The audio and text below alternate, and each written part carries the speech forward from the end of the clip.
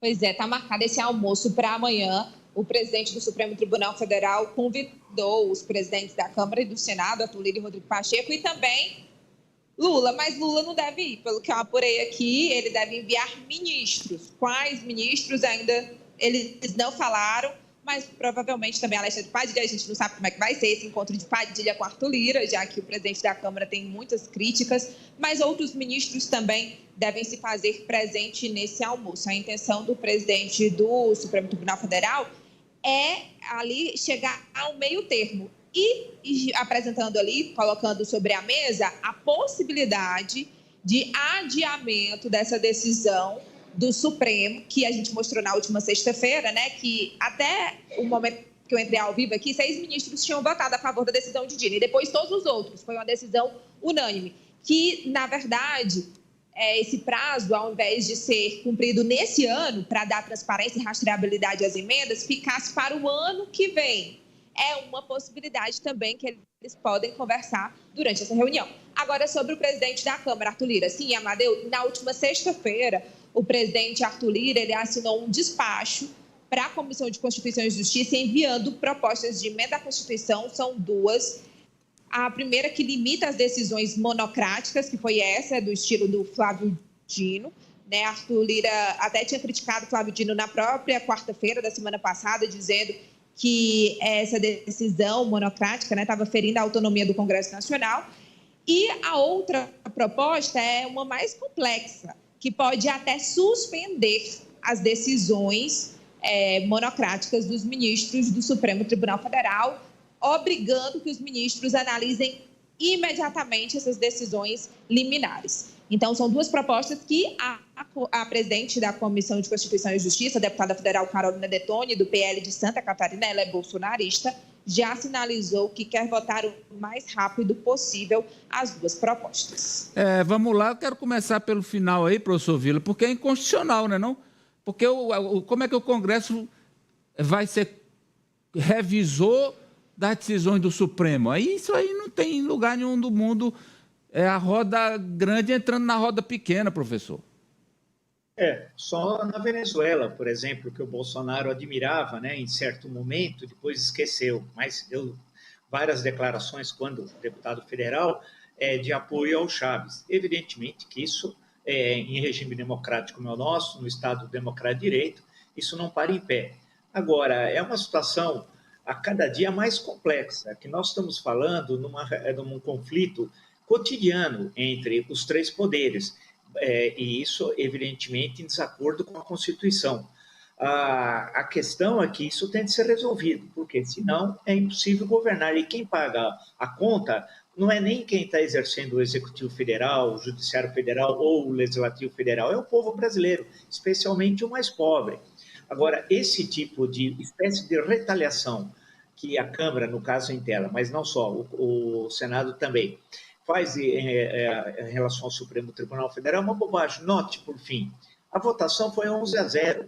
Então, não é uma questão do governo Lula, porque os ministros que votaram, as pessoas entenderem que quando você coloca a toga, você é ministro, não é ministro do presidente que indicou, você é ministro do Supremo Tribunal Federal. Então, foram ministros indicados por Fernando Henrique Cardoso, governo Lula 1, Lula 2, Dilma 1, Temer, Bolsonaro e Lula 3. Né, que compõem hoje os 11 ministros do Supremo Tribunal Federal. Todos foram unânimes na decisão absolutamente correta da limitação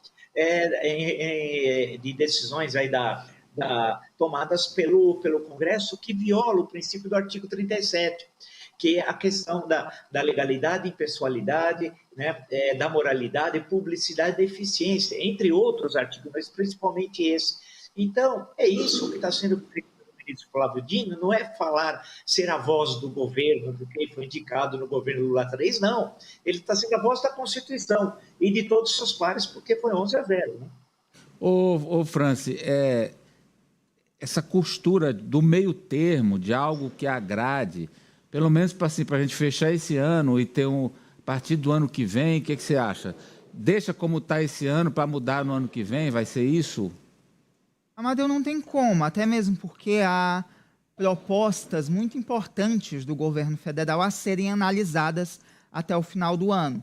Então, por mais que seja uma decisão do STF, que o governo federal não tenha uma ligação, o Arthur Lira, o Pacheco e o Congresso Nacional como um todo está colocando isso na conta do governo Lula. Então, esse meio termo tem sim que ser alcançado para que, inclusive, propostas essenciais, vitais para o ano que vem, como o orçamento da União, possam ser aprovadas sem grandes atropelos. Mas só o que faltava, Amadeu, só o que faltava. O Congresso não aceita o não.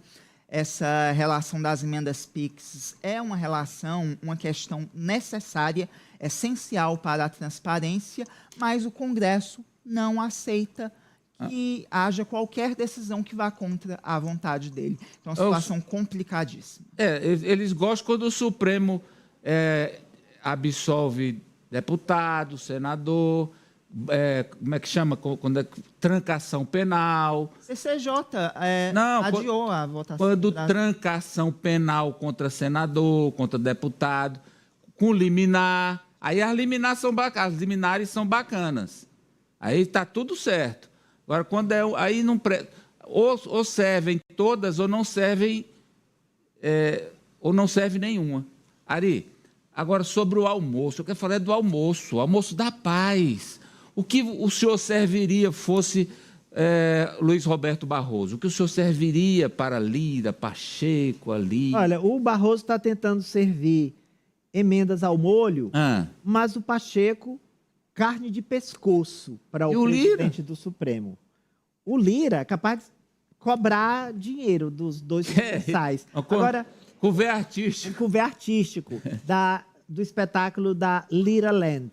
Mas para que você, ouvinte, telespectador, entenda, o professor já tratou disso aqui com muita maestria.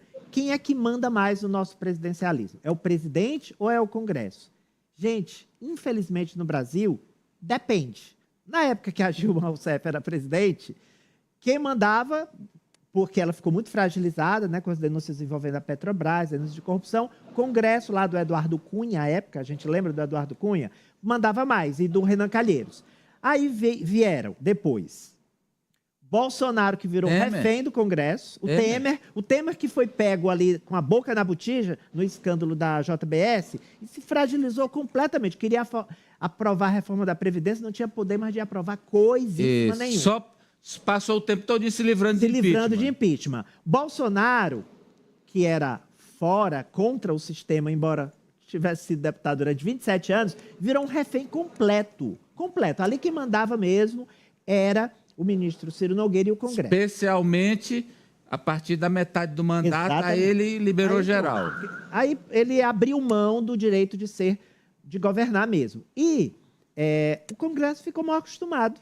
Você já mandei na Dilma, já mandei no Temer, mandei no Bolsonaro. Agora vem esse Lula e tenta tomar de novo as rédeas.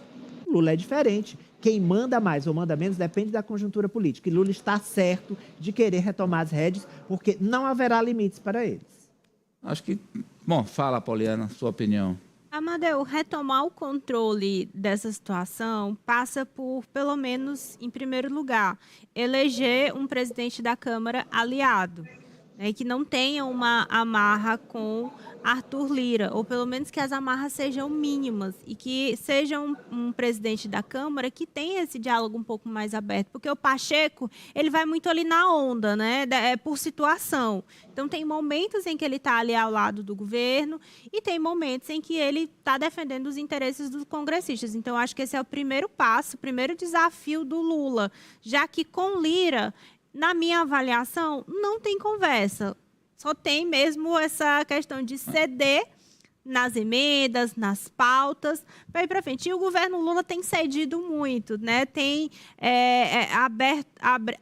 já abriu mão de muitas coisas, inclusive coisas que foram defendidas na campanha, como algo que ele iria combater, que ele iria lutar, mas teve que fazer essas concessões em nome desse amistício aí com o Congresso, que, na verdade, nunca existiu. Então, a questão do Supremo Tribunal Federal é outro passo. Não vai ter como, é uma queda de braço. Eles querem que o Supremo também esteja numa posição de inferioridade ao Supremo, que que na prática, ao Congresso, que na prática a gente sabe que não é assim que funciona, são equiparados, os poderes têm a mesma dinâmica ali, estão na mesma linha, mas passa por um novo presidente. Senão, enquanto o Lula não conseguir eleger um presidente aliado na Câmara dos Deputados, vai continuar na mesma situação de subserviência ao Congresso. Vamos lá, Raniele Veloso.